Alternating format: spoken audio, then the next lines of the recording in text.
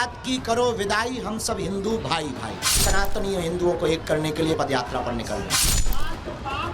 हिंदुओं को एकजुट करके एक हिंदू राष्ट्र की हुंकार भरने वाले बाबा बागेश्वर ने अब खुद सनातन की ध्वजा अपने हाथ में थामकर हिंदुओं को जगाने का प्रण लिया है। बाबा बागेश्वर ने ऐलान किया कि अगले 9 दिनों तक वो खुद 160 किलोमीटर पैदल चलेंगे और सोए हिंदुओं को जगाएंगे। जो हिंदू होंगे, जो कट्टर हिंदू होंगे वो शामिल होंगे, नहीं होंगे तो घर पड़े पड़े चिल्लाएंगे, हम क्या कर लेंगे। जो आएगा, जिसका जमीर जिंदा होगा वो आएगा, हम कारवां जुड़ता जाएगा। देखना एक दिन ऐसा आएगा पूरा देश जुड़ जाएगा। बाबा बागेश्वर का प्रण है कि जब तक हिंदू जाग नहीं जाता, जात पात के बंधनों से उबर नहीं पाता, तब तक वो न थकेंगे न हार मानेंगे और असंख्य सनातनियों को एकजुट करने के लिए लड़ते रहेंगे। इस यात्रा की चर्चा सिर्फ देश में ही नहीं बल्कि आसपास के विदेशों में भी है। क्या लगता है विदेशी जो हिंदू हैं वो भी इस यात्रा में शामिल हो सकते हैं? आपको दिखना नहीं है, वहाँ नेपाल वाले भी अपना ध्वज लेकर के खड़े हैं।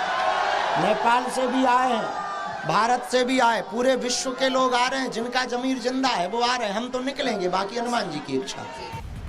क्योंकि माहौल चुनावी है। अभी झारखंड, महाराष्ट्र और उत्तर प्रदेश में चुनाव हुए और इसके बाद दिल्ली में विधानसभा चुनाव होने वाले हैं।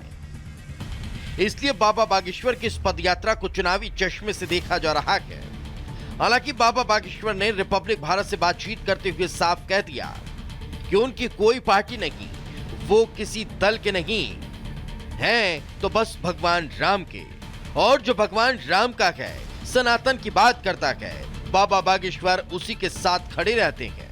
विरोधी और लोग ये पूछते हैं कि पंडित धीरेन्द्र कृष्ण शास्त्री की पार्टी कौन सी? हम किसी भी पार्टी के पोषक नहीं है। हमें राजनीतियों के चक्करों में नहीं पड़ना है, न राजनीति के चक्कर में पड़ना है। हमारी कोई भी पार्टी नहीं है, बजरंगबली की पार्टी है। इन सबको हम हनुमान जी से जोड़ने निकले हैं। इसीलिए हमारी बजरंगबली की पार्टी, उसका निशान मुकद्दर है, उसका नारा जो राम का नहीं वो किसी काम का नहीं। 9 दिनों तक चलने वाली इस पद यात्रा के लिए छतरपुर से खास तैयारियां की गई हैं। देश भर से हजारों सनातनी बागेश्वर धाम पहुंचे। इन लोगों के रुकने के लिए कतारी फार्मेसी कॉलेज में खास इंतजाम किए गए, जिसमें करीब 30,000 लोग रुक सकते हैं। तो वहीं बाबा की सुरक्षा के लिए 600 से ज्यादा जवानों की तैनाती की गई। 600 से अधिक का फोर्स जो है इसमें डिप्लॉयड है। इसमें पुलिस मुख्यालय भोपाल के द्वारा, आईजी महोदय सागर के द्वारा एवं जिला स्तर पर पूरा फोर्स को एकत्रित किया गया है। उनको अलग अलग दायित्व दिए गए हैं और इस प्रकार से हम पूरी कोशिश कर रहे हैं। बागेश्वर धाम की समिति के साथ भी संयुक्त प्रशासन पुलिस की बैठक हुई है कि शांतिपूर्ण ढंग से और एक बेहतर तरीके से ये यात्रा यहाँ से आगे बढ़े और संपन्न हो। पंडित धीरेन्द्र कृष्ण शास्त्री आज से अगले 9 दिनों तक पैदल चलने वाले हैं। वो प्रतिदिन हजारों सनातनियों के साथ 15 से 20 किलोमीटर पैदल चलेंगे, जिसका सिर्फ और सिर्फ एक मकसद है, हिंदुओं को जगाना, हिंदू राष्ट्र के लिए जातियों में बटे हिंदुओं को एकजुट करना। Bureau report, Republic Bharat.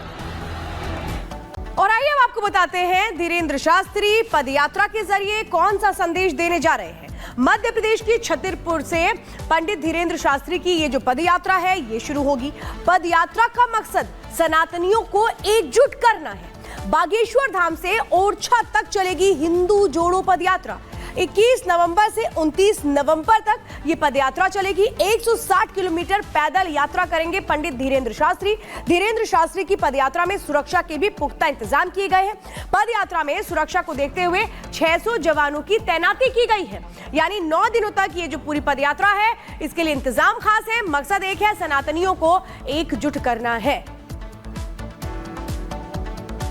और चलिए अब आपको बताते हैं कि बागेश्वर बाबा की पदयात्रा का मकसद क्या है। सबसे पहले इसका मकसद है हिंदुओं को एकजुट करना, सनातन को प्रचार प्रसार, जातियों में भेदभाव खत्म करना और प्रचार प्रसार के जरिए ये करने की कोशिश की जा रही है। सनातन के प्रति जागरूकता, सनातन धर्म को बढ़ावा देना, हिंदू राष्ट्र के लिए शंखनाद करते हुए यहाँ पर बाबा बागेश्वर नजर आएंगे। तो पदयात्रा से एकता का मंत्र यहाँ पर देते हुए नजर आएंगे और पदयात्रा यात्रा का मकसद हम आपको लगातार बता रहे हैं। 9 दिन 160 किलोमीटर की ये पद यात्रा रहने वाली है, जिसमें बाबा बागेश्वर जो है वो यहाँ पर सनातन एकता का संदेश देने के लिए पहुंचेंगे। तो ये पद यात्रा का मकसद हम आपको बता रहे, जातियों में जो भेदभाव है उसे खत्म करने के लिए यहाँ पर एक जिस तरीके से मुहिम यहाँ पर बाबा बागेश्वर जो है वो छेड़ते हुए नजर आ रही है। और चलिए अब आगे बढ़ते हैं। श्री कृष्ण जन्मभूमि न्याय संघर्ष समिति वृंदावन में एक धर्म संसद का आयोजन करने जा रही है, जिसका मुख्य तौर पर मुद्दा होगा श्री कृष्ण जन्मभूमि ही। इसके अलावा और कौन कौन से ऐसे मुद्दे होंगे जिस पर इस धर्म संसद में चर्चा होगी, आइए एक रिपोर्ट आपको दिखाते हैं।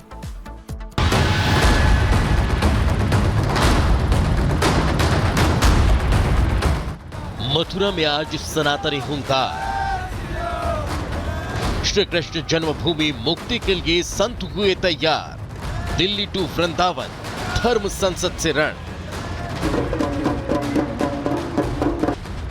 दिल्ली में बीते 5 दिन पहले ही धर्म संसद का आयोजन किया गया था, जिसमें देश के लाखों सनातनी ने भाग लिया।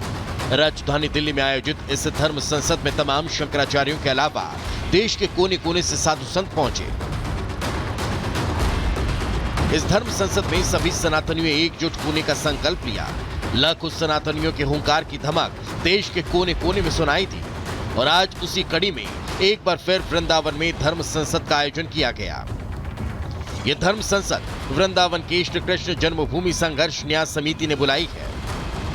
श्री कृष्ण जन्मभूमि संघर्ष न्यास समिति के मुताबिक श्री कृष्णा शारदा ट्रस्ट सभागार में बुलाई गई विराट धर्म संसद में आने वाले साधु संत कई मांगों पर आखिरी फैसला लेने वाले हैं, जिसमें पहला श्री कृष्ण जन्मभूमि मंदिर परिसर से अवैध निर्माण को हटाना है।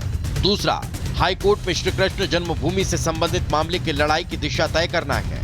तीसरा, गौ माता को राष्ट्रीय माता घोषित करने की मांग रखना है। और चौथा, ब्रज के पौराणिक विकास का मार्ग प्रशस्त करने पर आखिरी मुहर लगाना है।